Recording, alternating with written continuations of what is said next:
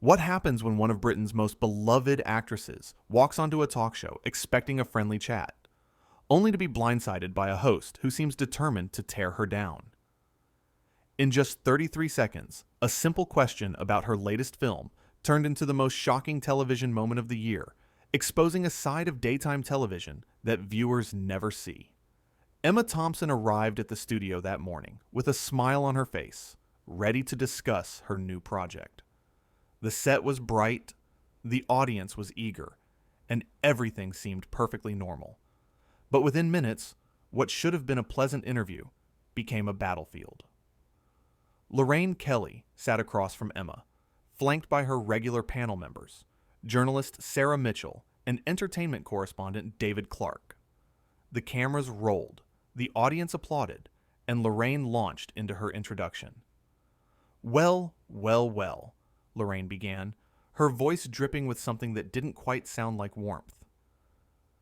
Emma Thompson, everyone, the actress who apparently has opinions on absolutely everything these days. Emma's smile faltered slightly, but she maintained her composure. Good morning, Lorraine. Lovely to be here. Is it, though? Lorraine shot back, leaning forward with a sharp grin.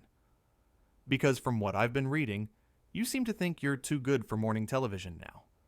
You've certainly made that clear in your recent interviews. The audience fell silent. Sarah Mitchell shifted uncomfortably in her seat. Emma's expression changed from friendly to confused. I'm sorry. What are you referring to? Emma asked calmly. Lorraine waved her hand dismissively. Oh, come on, Emma. Don't play coy with me. You said in that magazine interview last month that daytime shows are, and I quote, not exactly groundbreaking television. So why are you gracing us with your presence today? Emma took a breath, clearly trying to understand where this hostility was coming from. Lorraine, I think you might be taking that comment out of context. I was talking about the industry as a whole, not any specific show or host. Out of context, Lorraine repeated mockingly. That's always the excuse, isn't it? David, you read that interview too. What did you think? David Clark looked like he wanted to disappear into his chair. Well, I think perhaps we should talk about Emma's new film instead.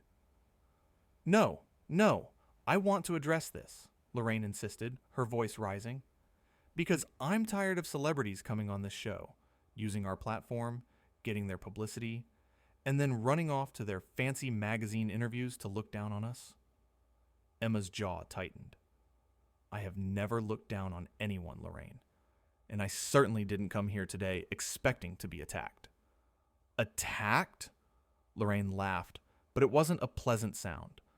Oh, darling, if you think this is an attack, you're far more delicate than I thought. I'm simply asking you honest questions. Or is that not allowed when you're Emma Thompson? Sarah Mitchell finally spoke up. Lorraine, maybe we should just move on to talking about the film. I'm sure our viewers would love to hear about it. Sarah, I'm conducting this interview, Lorraine snapped at her panelist. If you want to run your own show, you're welcome to apply for one. The tension in the studio was thick enough to cut. Emma sat up straighter, her famous composure beginning to crack, not from weakness, but from justified frustration. I came here today as a courtesy, Emma said, her voice steady but firm. I came here to talk about a film that means a great deal to me and to the people who made it. I did not come here to be insulted. Insulted? Lorraine scoffed. Everything is an insult to people like you, isn't it? You live in your bubble, completely disconnected from reality, and then you're surprised when someone actually challenges you. Challenges me? Emma's eyes widened. Is that what you call this? Because it seems to me like you invited me here under false pretenses so you could ambush me on live television. The audience was completely silent now. Some people looked shocked, others uncomfortable. David Clark was staring at his notes, clearly wishing he was anywhere else. False pretenses, Lorraine repeated, standing up from her chair. You know what, Emma? The problem with you is that you think you're better than everyone else. You think because you've won some awards and been in some films that you can say whatever you want without consequences. Emma remained seated, but her voice grew stronger. The only person on this stage who seems to think they're better than everyone else is you, Lorraine. You're belittling your own staff. You're attacking me for no reason, and you're making a spectacle of yourself in front of your audience. Don't you dare tell me what I'm doing. Lorraine's face was flushed red now. This is my show. My name is on it, and I will run it however I see fit. Then run it with some dignity, Emma responded, her voice cutting through the tension like a knife. The words hung in the air. Lorraine's mouth opened and closed, apparently stunned that someone had the audacity to stand up to her on her own show. How dare you, Lorraine finally managed to say. How absolutely dare you come onto my show and speak to me that way? Emma stood up slowly, removing her microphone. I'm speaking to you the way you've been speaking to me since the moment I sat down. The difference is, I actually have a reason to be upset. Sit down, Lorraine demanded. We're not finished here. Oh, I think we are, Emma said calmly. Because I'm not going to sit here and be berated by someone who seems to have forgotten what basic human decency looks like. Sarah Mitchell looked like she wanted to applaud, but didn't dare. David Clark was frozen in place. The studio audience was collectively holding their breath. If you walk off this set, you'll never work in British television again, Lorraine threatened, her voice shaking with rage. I have connections, Emma. I can make things very difficult for you. Emma actually laughed at that, a genuine sound of disbelief. Are you actually threatening me right now? On live television? Do you hear yourself? I'm telling you the reality of the situation, Lorraine said through gritted teeth. You need shows like this more than we need guests like you. Guests like me? Emma repeated slowly. You mean guests who have something interesting to say? Guests who've actually accomplished something in their careers? Guests who don't spend their time tearing others down to make themselves feel important? Lorraine's face went from red to purple. Get out. Get out of my studio right now.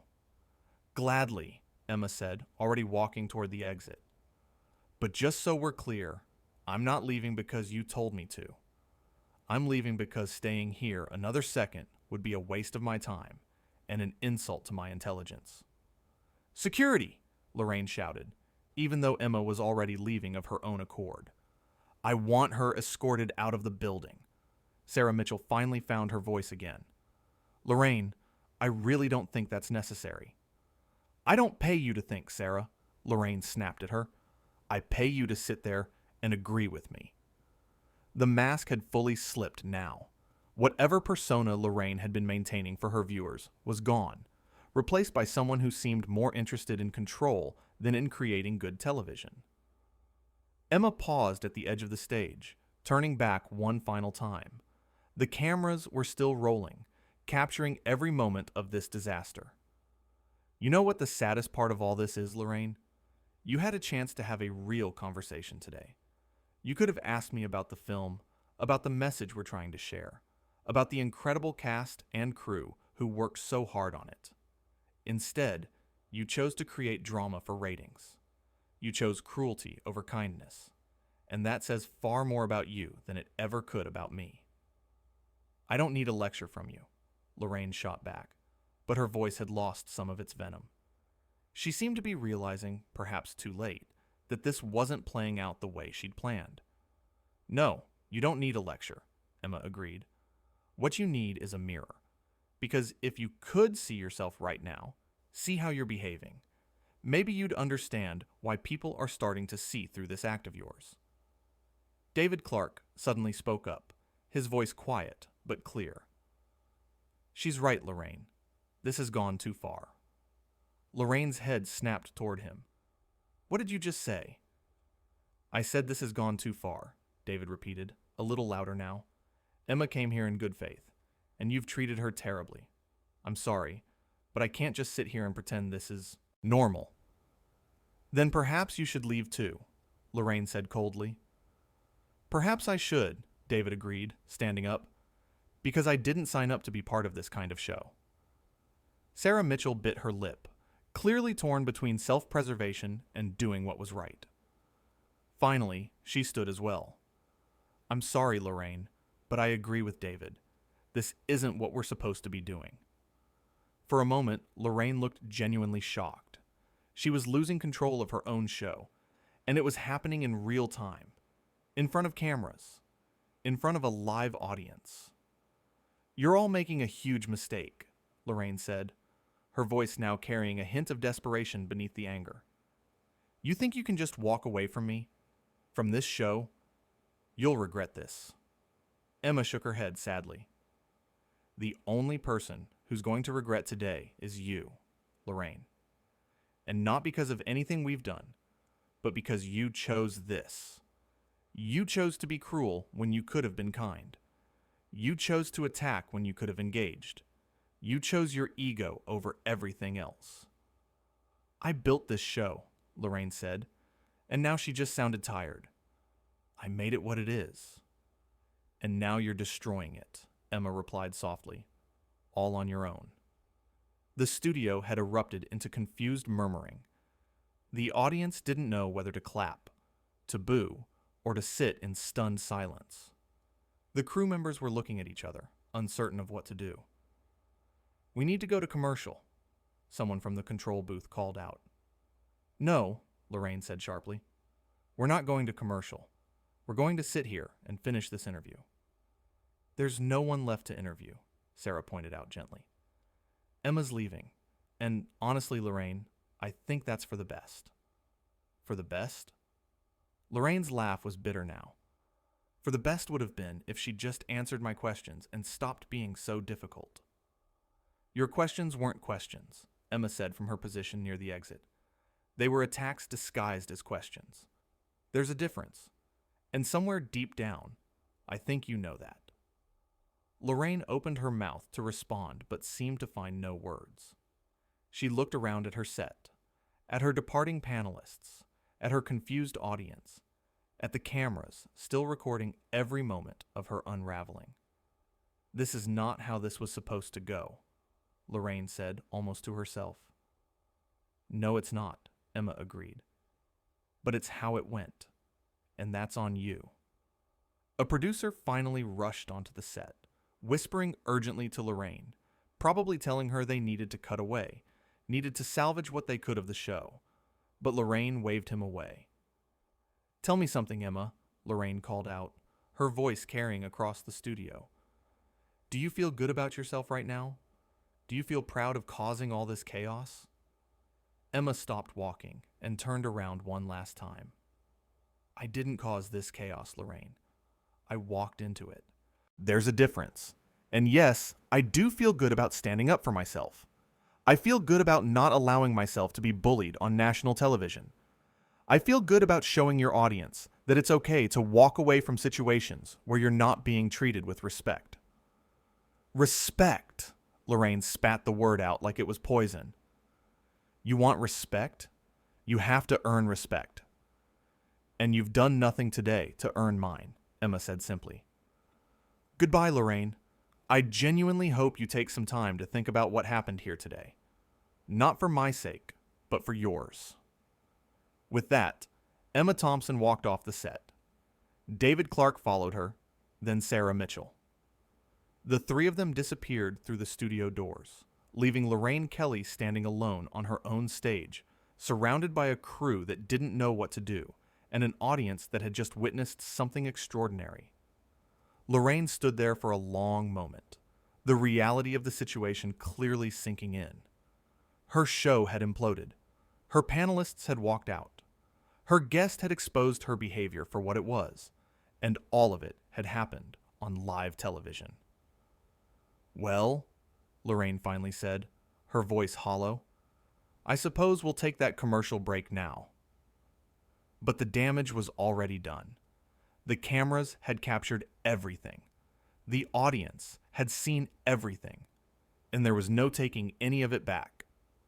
In the corridor outside the studio, Emma Thompson was surrounded by crew members and staff, many of them apologizing to her, thanking her for standing up to Lorraine, telling her they'd been waiting for someone to say something for a long time. "She's not usually this bad," one young production assistant said quietly, "but lately she's been getting worse, more demanding, more aggressive. We've all been walking on eggshells." Emma put a gentle hand on the assistant's shoulder. "That's not how any workplace should be. You all deserve better than that."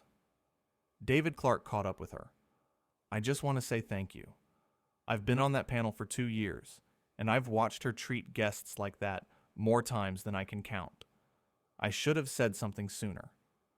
"You said something today," Emma reminded him kindly. "That took courage." Sarah Mitchell joined them, looking shell-shocked. "I think I just quit my job." "You stood up for what was right," Emma told her. "That's never the wrong choice, even when it's difficult." Back in the studio, Lorraine Kelly sat in her chair during the commercial break, staring at nothing. The producer approached her cautiously. "Lorraine, we need to talk about how we're going to handle the rest of the show." "There is no rest of the show," Lorraine said flatly. "It's over. We have 40 minutes of airtime left." "Then fill it with something else. Anything else. I don't care." The producer exchanged worried glances with other staff members. "Lorraine, are you okay?" For the first time since the confrontation began, Lorraine's facade cracked completely. No, I'm not okay. I just humiliated myself on live television. I just drove away my guest and my panelists. And the worst part is, she was right. Emma was right about all of it." The admission hung in the air, heavy and undeniable. "What do you want to do?" the producer asked softly. Lorraine took a deep breath. "I want to apologize, but I can't, because she's gone, and I don't blame her for leaving. I wouldn't have stayed either." Outside the building, Emma Thompson was getting into a car when a security guard approached her. "Miss Thompson, I just wanted to say I've worked here for 15 years, and what you did in there, that was the bravest thing I've ever seen on this set." Emma smiled at him, a real, warm smile. "Thank you. But it wasn't about being brave.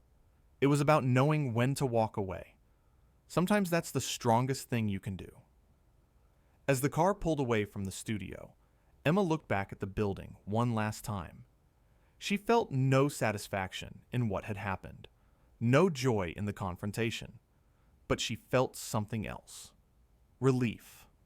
Relief that she'd stood her ground. Relief that she'd spoken up not just for herself, but for everyone else who'd been treated poorly by someone in a position of power. Inside the studio, the show that was supposed to continue for another 40 minutes was hastily replaced with pre-recorded segments and old interviews. Lorraine Kelly sat in her dressing room, alone, replaying the disaster in her mind. She'd started the interview wanting to prove a point, wanting to show that she was in control, that she could challenge even the biggest stars. But instead, she'd proven something else entirely. She'd shown her true colors, and they weren't pretty.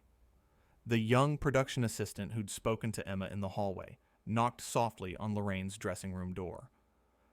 "Do you need anything?" "No," Lorraine said quietly. "I don't think there's anything anyone can do right now." The assistant hesitated, then said, "For what it's worth, I think if you apologized publicly, people might understand. Everyone makes mistakes." "This wasn't a mistake," Lorraine said, meeting the assistant's eyes. "Mistakes are accidental. This was deliberate.